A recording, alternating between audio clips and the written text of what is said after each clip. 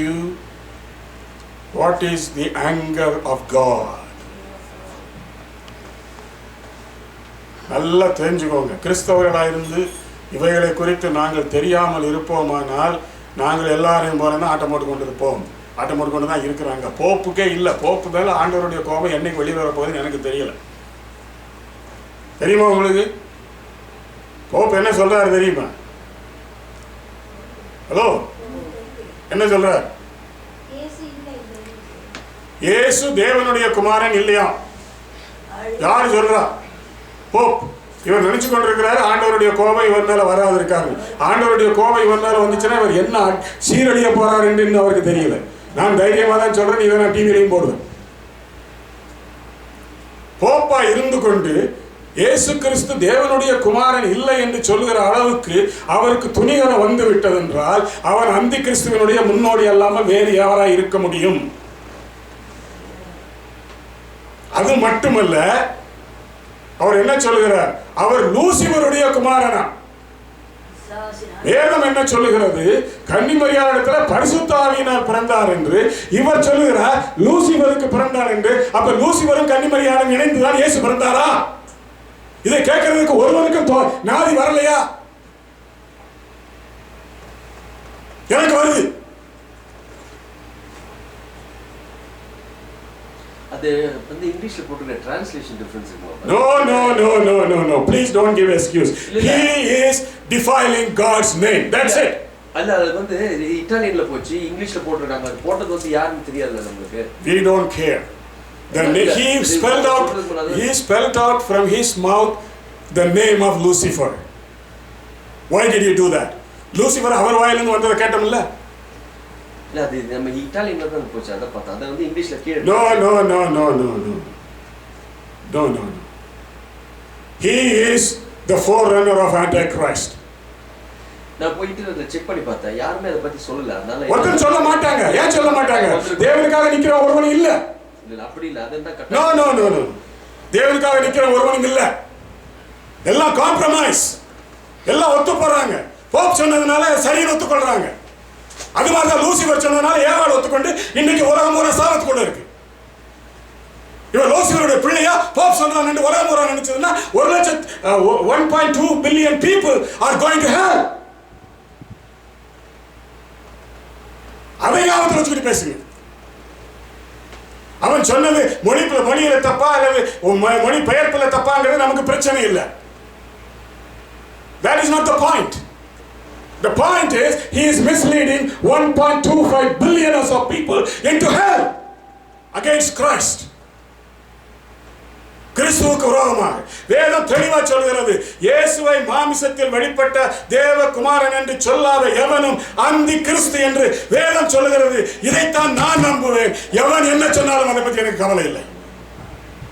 அது போப்பா இருந்தாலும் சரி அல்லது வேறு எவனா இருந்தாலும் சரி.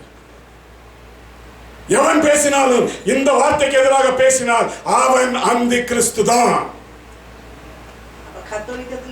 கத்தோலிக்கம் இன்றைக்கு அந்தி கிறிஸ்துவினுடைய ஆதிக்கத்திற்குள் இருக்கிறது. அவர்கள் இப்பொழுது ஹோமோசெக்சுவலை ஆதரிக்க ஆரம்பித்து விட்டார்கள். ஹோமோசெக்சுவலை கொண்டு காரியங்கள் லாபமாக்க விரும்புகிறார்கள். இதற்கு மேல் நமக்கு என்ன சாட்சி வேண்டும்? ஆண்டவருடைய கோபம் கத்தோலிக்க சபையின் மேல் வரப்போகிறது. அல்லேலூயா சொல்லுங்க. கத்தோலிக்க சபை ஆண்டவருடைய கோபத்தை சந்திக்க போகிறது. விரைவில் சந்திக்கும்.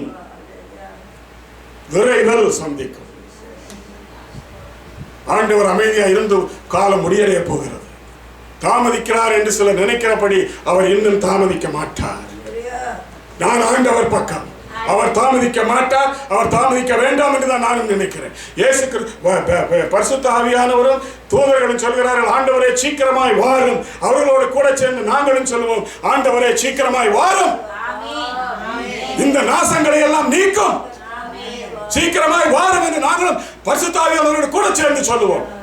இதற்கு நாங்கள் ஆமோதித்துக் கொண்டு இவர்களோடு நாங்கள் ஒத்து போய்கொண்டு நாங்கள் எங்களுடைய ஆண்டவராகிய இயேசு கிறிஸ்துவினுடைய நாமத்தை தயவு செய்து நிந்திக்க வேண்டாம்.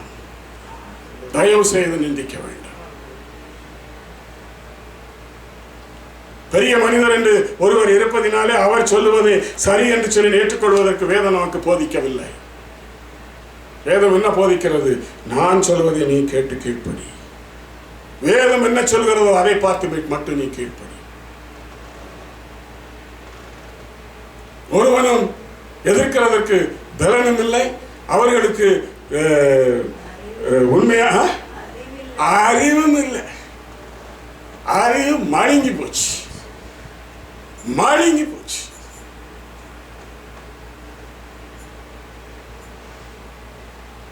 கர்த்தருடைய நாமத்தினாலே சொல்கிறேன், இயேசு கிறிஸ்துவினுடைய வருகையின் காலம் சீக்கிரமாக இருக்கிறது. அது சீக்கிரமாக வர வேண்டும் என்று சொல்லி கர்த்தருடைய பிள்ளைகள் ஜெபிக்க வேண்டும். கர்த்தருடைய பிள்ளைகள் அதற்காக ஜெபிக்க ஆரம்பிக்க வேண்டும். பரிசுத்த ஆவியான வெளிப்படுத்தின விசேஷம் கடைசி அதிகாரத்தில் இவ்வாறு சொல்லுகிறது, ஆண்டவரே சீக்கிரமாய் வாரும். வெளிப்படுத்தின விசேஷம் 2ஆம் அதிகாரம் இவ்வாறாக சொல்லுகிறது,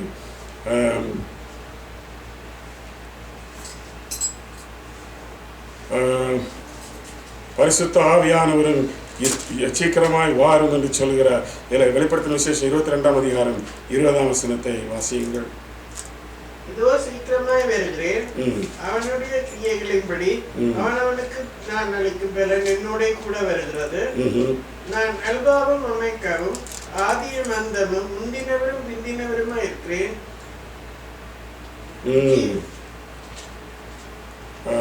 எந்த வசனம் வாசிங்க?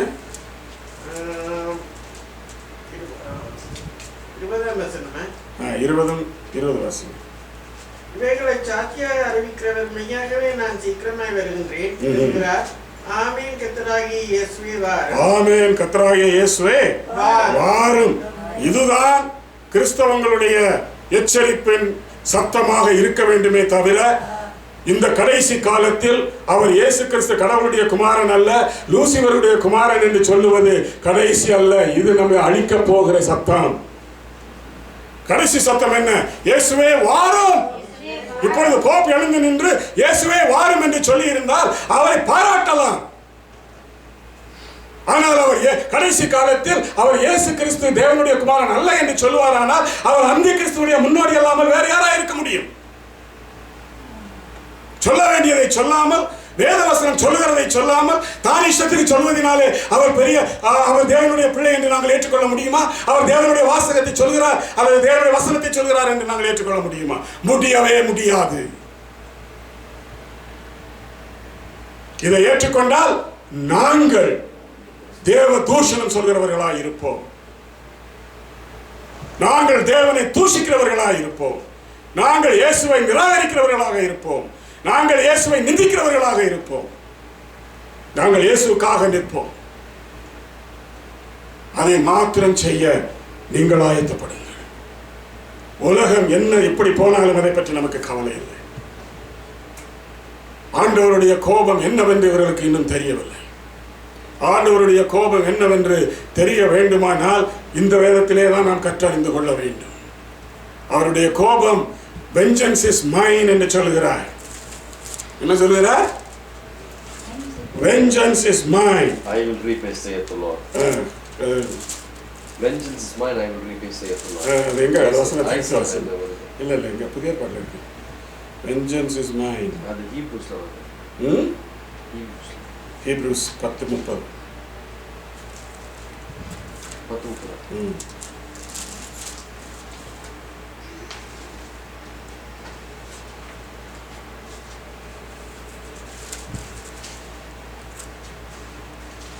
எபிரேயர் 10:30 எடுத்து வாசிங்க.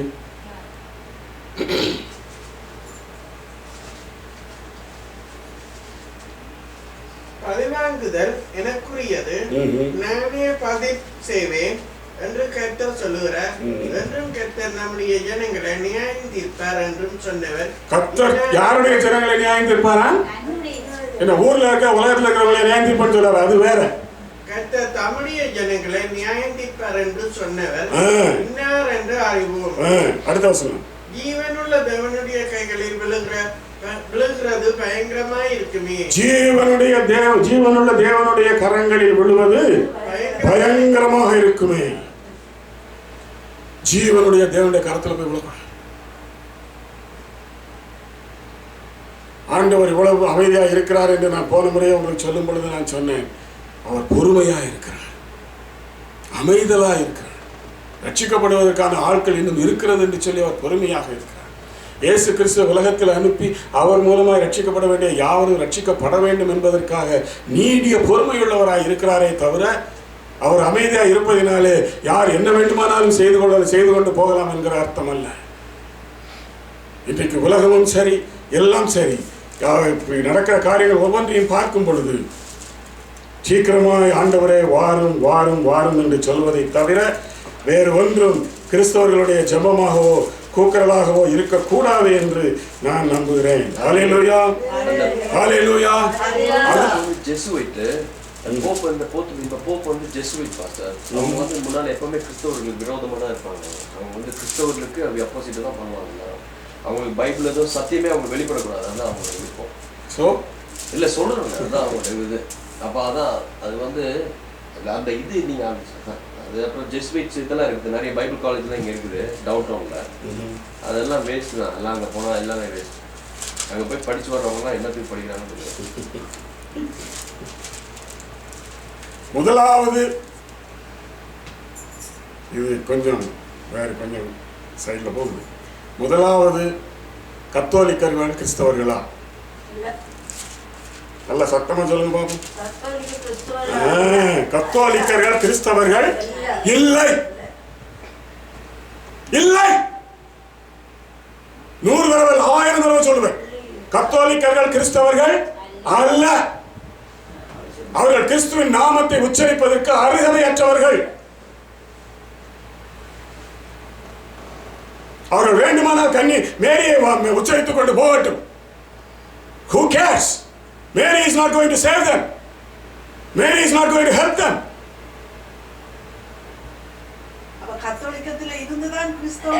இல்லை, தவறான எண்ணம். இதைத்தான் நான் அடிக்கடி சொல்லிக் கொண்டே இருக்கிறேன். கிறிஸ்தவத்தில் இருந்துதான் கத்தோலிக்க வந்ததே தவிர கத்தோலிக்கத்திலிருந்து கிறிஸ்தவம் வரவில்லை. சரித்திரம் தெரியாமல், ஒன்றும் தெரியாமல் நாங்கள் இப்படி ஏமாந்து கொண்டு இருப்பதுதான் நமக்கு மிகவும் பணியை கொண்டு வருகிறது. கிறிஸ்தவத்திலிருந்து வந்ததுதான் கத்தோலிசம், கத்தோலிசத்திலிருந்து வந்தது கிறிஸ்தவம் அல்ல. கிறிஸ்தவம் தோன்றினது இயேசு கிறிஸ்து மரித்து உயிர்த்தெழுந்த நாளில் இருந்து. கத்தோலிக்க சமயம் தோன்றினது கிபி 320ஆம் ஆண்டுக்கு பிறகு. இதுவே தெரியாது கத்தோலிக்கர்களுக்கு. அவர்கள் நினைத்துக் கொண்டிருக்கிறார்கள் கத்தோலிக்கம் தான் முதலாவது வந்த மதம், பேதுரு தான் முதலாவது போப் என்று சொல்லி. யார் சொன்னது பேதுரு முதலாவது போப் என்று? இவர்களாக சொல்லிக் கொண்டால் அது சரியாகி விடுமா? முதலாவது போப்பை உண்டாக்கினதே கிபி 320ஆம் ஆண்டுக்கு பிறகுதான். போப் என்கிறது வந்ததே அப்பொழுதுதான். ஆனால் அப்போஸ்தலர்கள் தான் கிறிஸ்துவினுடைய மரணத்திற்கும் உயிர்த்தெழுதலுக்கும் பிறகு இருந்தவர்கள். இவர்கள் உலகத்தையும் எல்லாரையும் ஏமாற்றிக் கொண்டிருக்கிறார்கள். இதை புரியாதபடிக்கு ஒரு ஆள் எழும்பினான், மார்ட்டின் லூத்தர் என்று சொல்லி. நீங்கள் நினைக்கிறீர்கள் இவர் ஒரு பெரிய கொண்டார். இவன் சத்தியத்தை வெளிப்படுத்தினான், கர்த்தருக்காக எழுந்து நின்றான். கத்தோலிக்க மதம் பொய் என்று சொன்னான், ரட்சிப்புக்கு உதவாது என்று சொன்னான். அதில் செல்லும் பொழுது நீங்கள் ரட்சிக்கப்பட மாட்டீர்கள் என்று சொன்னான். அதுதான் உண்மை, அதுதான் வேதம். அதை விட்டுவிட்டு ஜனத்தொகையில் அவர்கள் பெரிதாக பெருத்து விட்டபடியினாலே அது ஒரு பெரிய மதம் என்று. கத்தோலிக்க மதமும் இந்து மதமும் புத்த மதமும் முஸ்லிம் மதமும் ஒன்று, ஒன்று.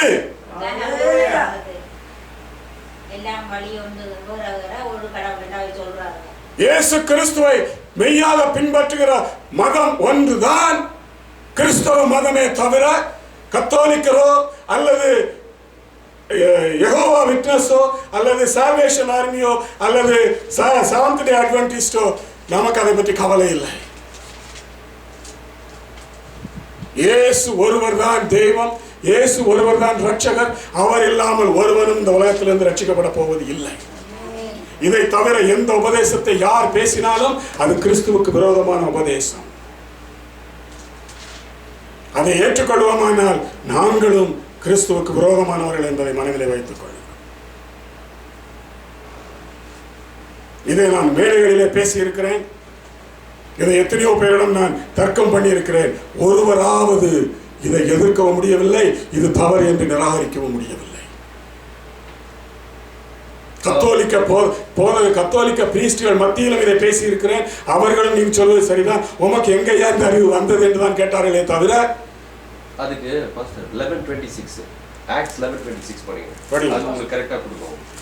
ஆக்ட்ஸ் 11:26 அப்போஸ்தலர் 11. அப்ப பைபிள்ல இருந்து கொடுத்தா உங்களுக்கு அப்போஸ்தலர் 11:26 அவர்கள் ஒரு வருஷ காலமாய் சபையோடே கூடியிருந்து அநேக ஜனங்களுக்கு உபதேசம் பண்ணினார்கள்.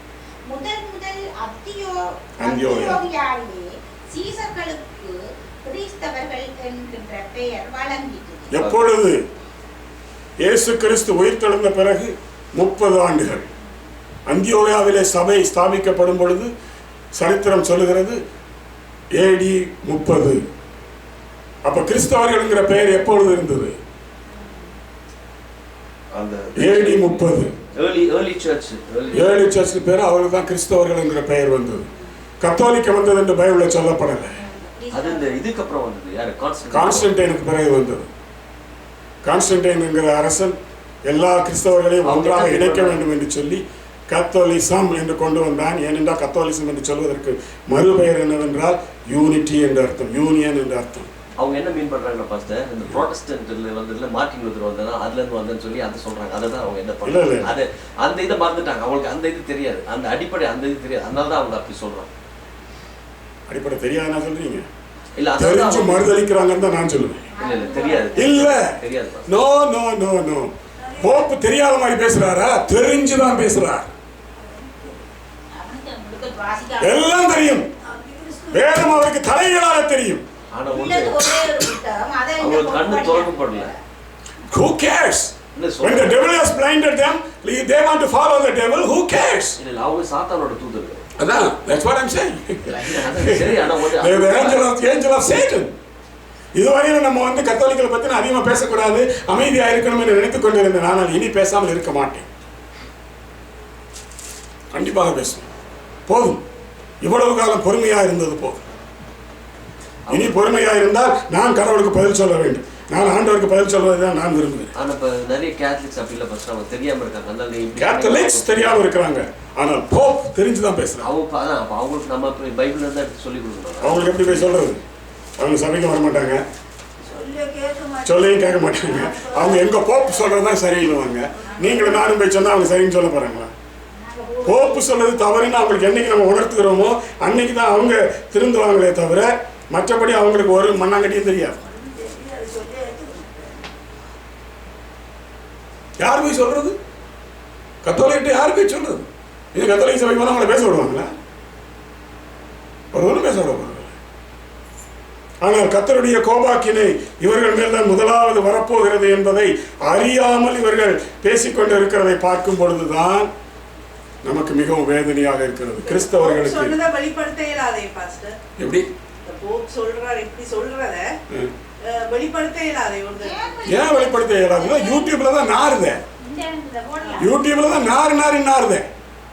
போப் என்னென்ன சொன்னாருன்னு வெளிப்படுத்த முடியாதுன்னு சொல்றீங்க? முடியும், யூடியூப்ல நாருது.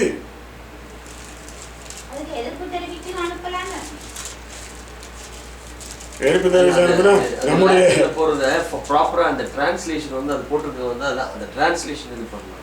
டிரான்ஸ்லேஷன் கரெக்டாக தான் பண்ணியிருக்காங்கன்னு நினைக்கிறேன். பட் இது பண்ணி எடுக்கணும். அது நம்ம 100% இது பண்ற வரைக்கும் நம்ம இது பண்ண முடியாது. அதான் சொல்லுவாங்க.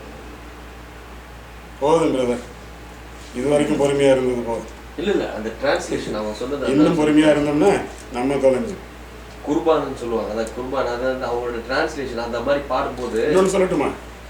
Translation, if the translations are mistake, இயேசு கிறிஸ்து ரட்சகர் இல்லை, அவர் தேவகுமாரனில் வர டிரான்ஸ்லேஷன் என்ன செய்யறது? அவர் கனிமர இடத்துல இருந்து பிறக்கலன்னு வர டிரான்ஸ்லேஷன் என்ன செய்யறது? அப்படி சொல்லும்போது இதுவும் அதுதானே. அந்த டிரான்ஸ்லேஷன் நாங்கள் அக்செப்ட் பண்ணும்போது இந்த டிரான்ஸ்லேஷன் அக்செப்ட் பண்ண தானே வேணும். இல்ல அந்த லாட்டின்ல இருந்து அவங்க யார் போட்டிருக்காங்க அந்த யூடியூப்ல அந்த இதுக்கு சொல்றாங்க. I'm not saying YouTube is the authenticated message. I'm not saying that. But what Pope said is correct. What correct?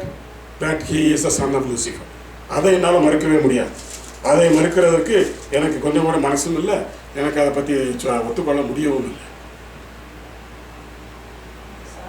Pope ஆன்டிகிரைஸ்ட்னு சொல்லி நிறைய நியூஸ் வருது, யூடியூப்ல போய் பாருங்க, நிறைய வருது. போப் ஆன்டிகிரைஸ்ட், ஒபாமா ஆன்டிகிரைஸ்ட், அவன் ஆன்டிகிரைஸ்ட், இவன் Antichrist.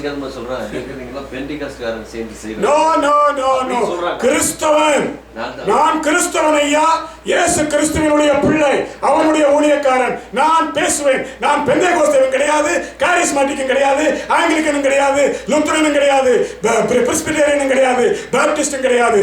I am a Christian. I am only a Christian. I can talk. I have the right to talk. I don't care. I am a Christian and I will talk. I don't identify myself as a Pentecostal. I don't identify myself as a charismatic. I don't identify myself as an Anglican. I don't identify myself as a Baptist. I don't identify myself to anybody. I will identify myself only as a Christian. At least the word Christian is found in the Bible. Capitalism is not found in the Bible. அப்பவே அவங்க சண்டை பிடிச்சிருக்கணும், பிடிக்கல. பிடிச்சிருந்தாங்கன்னா உலகம் எவ்வளவு மோசமா போயிருக்காங்க. உங்களுக்கு இந்த அறிவை எப்ப கொடுத்திருக்கா, நீங்க எதிர்த்து போடையலாதா? போட்டுக்கொண்டு தான் இருக்கிறேன். அதுதானே சொல்லி கொண்டு இருக்கிறேன். போட்டுக்கொண்டு தான் இருக்கிறேன். நான் இதுக்காக கவலைப்படவும் இல்லை, இதுக்காக பயப்படவும் இல்லை. I will face anything what I want. I am ready. I am prepared. Let anybody come and ask me. கர்த்தருக்கு ஸ்தோத்திரம். நிறைய பேர் இந்த வசனத்தை கேட்குறாங்க. அதனால் நான் கர்த்தருக்கு நன்றி சொல்ல மிகவுமாக நன்றி உள்ளவனாக இருக்கிறேன். கர்த்தர் இவைகளை கொண்டு பெரிய காரியங்களை அவர் செய்யட்டும். சரி, ரோமர் 2ஆம் அதிகாரம் 5ஆம் வசனம்.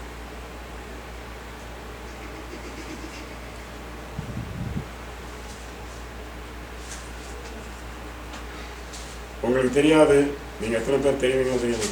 நான் ரட்சிக்கப்பட்டது 16 வயது, நான் ஊழியக்காரனானது 19 வயது. உன் மெனக்கடினத்துக்கும் குணப்படாத இருதயத்துக்கும் ஏற்றபடி தேவனுடைய நீதியுள்ள தீர்ப்பு வழிபடும் கோபாக்கினை நாளிலே உனக்காக கோபாக்கினியை குவித்துக் கொள்ளுகிறாயே. உனக்காக கோபாக்கினையை குவித்துக் கொள்ளுகிறாயே. கர்த்தருக்கு விரோதமான காரியங்களை செய்ய செய்ய கோபாக்கினியை நாங்கள் என்ன செய்கிறோம்? குவித்து கொண்டு போகிறோம். தண்டனை எப்படி வரும் என்று சொல்லி யோசிக்காமல் குவித்து கொண்டு போகிறோம். இதற்காகத்தான் நான் அடிக்கடி எனக்கு திரும்பவும் சொல்ல வேண்டும் என்று தோன்றுகிறது. என்னவென்றால், the hell is not going to last forever. Because God doesn't want all these kind of people in hell being tormented forever and ever. For what? For what? For what is the use? What is the use? Brother சொன்ன மாதிரி இந்த for and ever and எவர்னு translate பண்ண எல்லா ஒரிஜினலையும் போய் பார்க்கணும். அது உண்மையிலே எட்டர்னிட்டியை மீன் பண்ணுதா, அது வேற எதையாவது மீன் பண்ணுதா? ஏன்னா அந்த டிரான்ஸ்லேஷனில் நிறைய குழப்பங்கள். எனக்கு என்னடா, இந்த 1000 வருஷம் அவரை பாதாளத்தில் தள்ளி போட்டு அவனை கட்டி போட்டு அவனுக்கு கொடுக்க வேண்டிய எல்லா தண்டனையும் கொடுத்து அதோட நியாய தீர்ப்பு நாள் முடிஞ்ச உடனே இந்த மாதிரி ஆளுங்களெல்லாம் தூக்கி அக்னி கடலில் போட்டு அந்த அக்னி கடலோடு சேர்த்து இந்த பூமியை என்ன செய்த போறார் ஆண்டவர்? சுட்டரிக்க போறார். முடிஞ்சு போச்சு. That's the end of it. This earth had a beginning and the earth is going to have an end.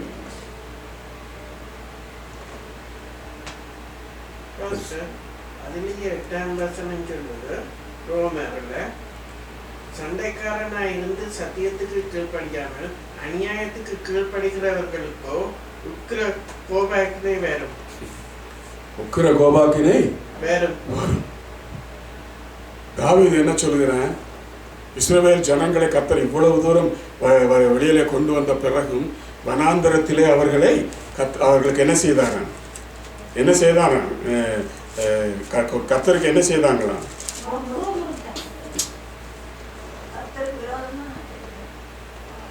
கோபமூட்டினார்கள். கர்த்தருக்கு விரோதமா என்ன செய்தார்கள்? கோபமூட்டினார்கள். நேரடியாக 11 நாட்களுக்குள் கடக்க வேண்டிய தூரத்தை 40 ஆண்டுகள் கழித்து கடந்தார்கள் என்றால் அதற்கு என்ன காரணம்? தேவனுடைய கோபம். இரக்கம் இரக்கம் என்று சொல்லி பேசி ஊழியக்காரர்கள் எல்லாரும் வேறு ஒரு வகையில வஞ்சித்துக் கொண்டிருக்கிறார்கள் என்று நான் சொல்ல வேண்டும். ஏனையா ஆண்டவருடைய கோபாக்கினையை குறித்து பேசாமல் இருக்கிறீர்கள்? ஆண்டவருடைய கோபத்தை குறித்து ஏன் பேசாமல் இருக்கிறீர்கள்? 11 நாட்களுக்குள் கடக்க வேண்டிய தூரத்தை 11 நாட்கள் நாமத்தில் வைத்துக் கொள்ளுங்கள். 11 நாட்கள் கடக்க வேண்டிய தூரத்தை 40 ஆண்டுகள்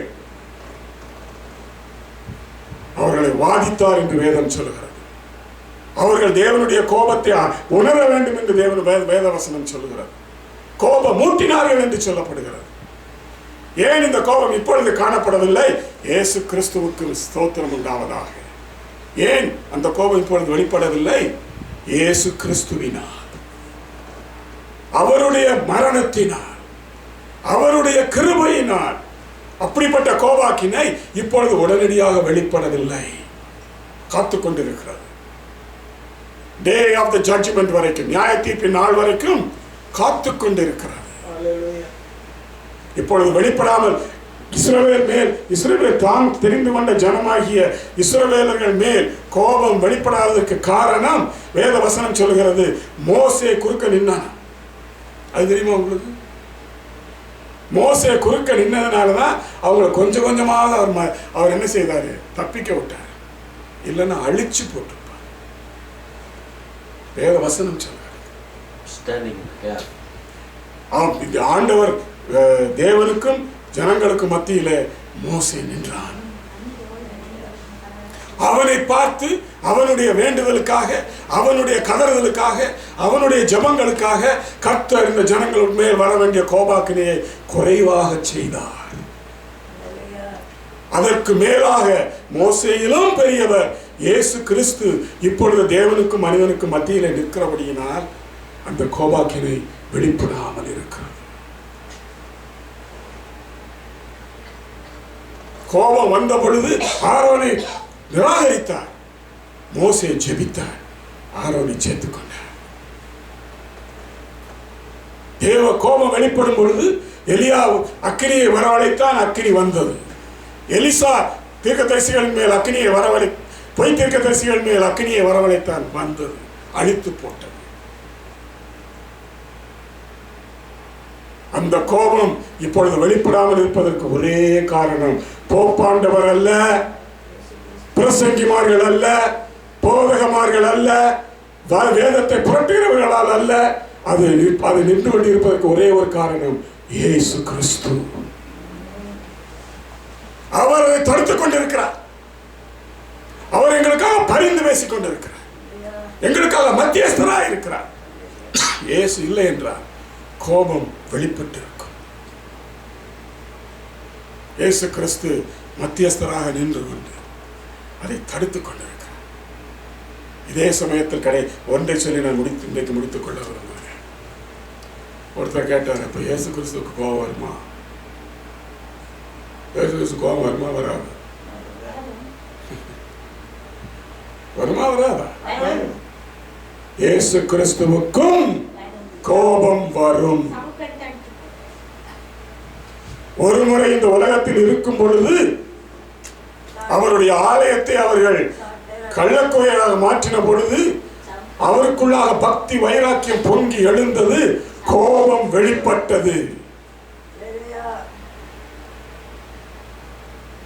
அவருக்கும் கோபம் வரும். ஆனால் அவர் செய்ய வேண்டிய காரியத்தை நிறைவேற்ற வேண்டிய நிர்பந்தம் இருந்தபடியினால் அவர் எல்லாவற்றையும் சகித்துக் கொண்டு போனார், பாடுபட்டார், எல்லாவற்றையும் தன்மையில் ஏற்றுக்கொண்டார். ஏன்? அதற்காகத்தான் அவர் இந்த உலகத்திலே வந்தார். அதை விட்டு லூசிபருடைய குமாரன் அவர் என்று சொன்னார். கிறிஸ்தவனா இருக்கவனுக்கு பொங்கி எழவில்லை என்றால் நீ என்னையா கிறிஸ்தவன்? உனக்கு கோபம் வரவில்லை என்றால் நீ என்ன கிறிஸ்தவன்? ஆங்கிலத்திலே பாஸ்டர்ட் சைல்டு என்று சொன்னால் போதும், கோபம் பிச்சுக்கிட்டு வந்துடும். போப் என்ன சொல்றார்? Jesus Christ is a bastard child என்று சொல்கிறார். ஏன் கோபம் வராம இருக்கு? Is he a bastard child? No. But Pope says he is a bastard child. Bible says he is the child of the Holy Spirit. Pope says he is the son of Lucifer. What does it mean? Jesus is a bastard child?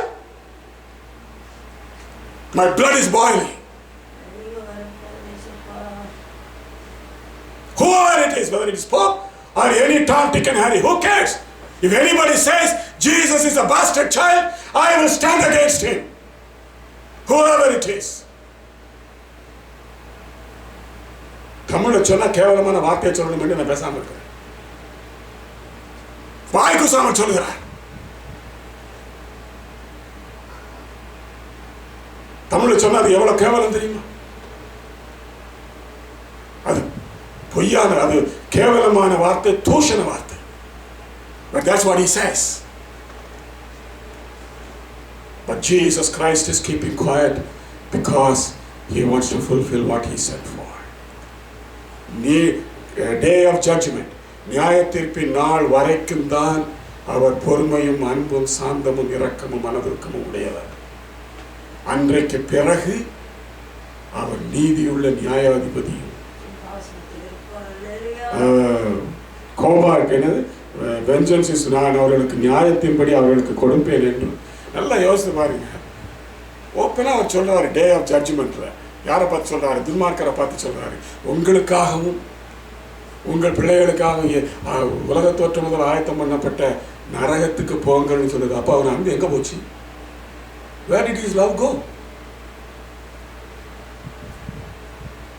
His love dissolved. His anger revealed. அநியாயம் செய்கிறோம் இன்னும் அநியாயம் செய்யட்டும்.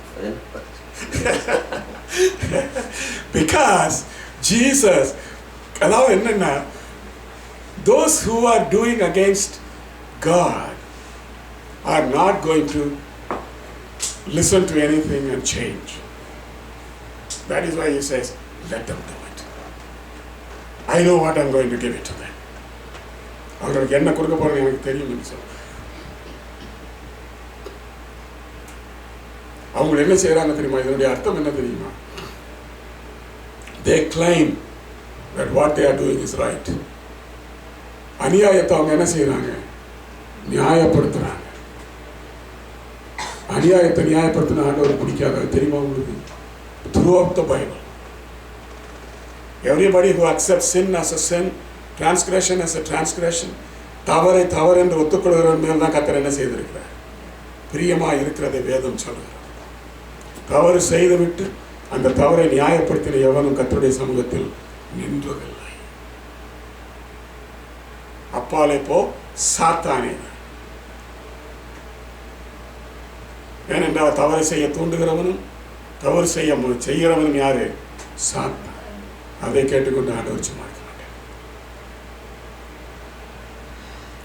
பொறுமையா இருக்கிறார். ஞாபகத்திலே வைத்துக் கொள்ளுங்கள், பொறுமையா இருக்கிறார். பொறுமைக்கு எல்லாம் உண்டு என்று சொல்லி நாங்களே தான் பேசிக்கொள்வோம். ஏன்னா எங்களுக்கு அந்த உரிமை இருக்குது இல்லை. ஏன் சாமிக்கு அந்த உரிமை இல்லையே? இவ்வளவு தூரம் பாடுபட்டு பொறுமைக்கு எல்லாம் இருக்குதான். உங்களுக்கு இருக்குது பொறுமைக்கு இல்லை. ஆனால் ஏசாமி மட்டும் இருக்கக்கூடாது. அவர் எக்காலத்திலும் அப்படியே இருக்கணும்.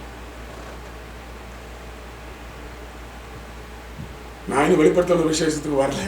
வெளிப்படுத்தின விசேஷத்தில் தேவனுடைய கோபாக்கினை வெளிப்படும் விதம் எப்படி என்று நான் சொல்லுவேன் என்றால் நீங்கள் ஒருத்தர் பயந்து போயிடுங்க.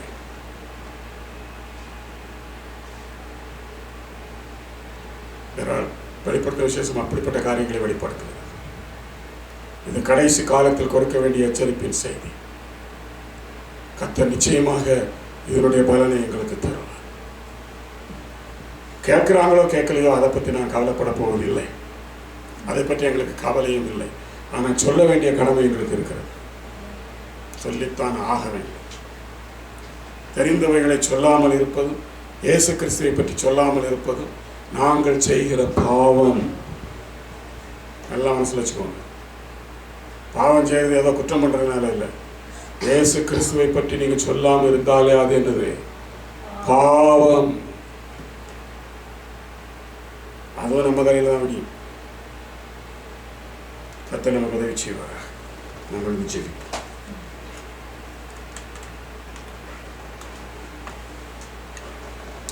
Praise the Lord. Hallelujah.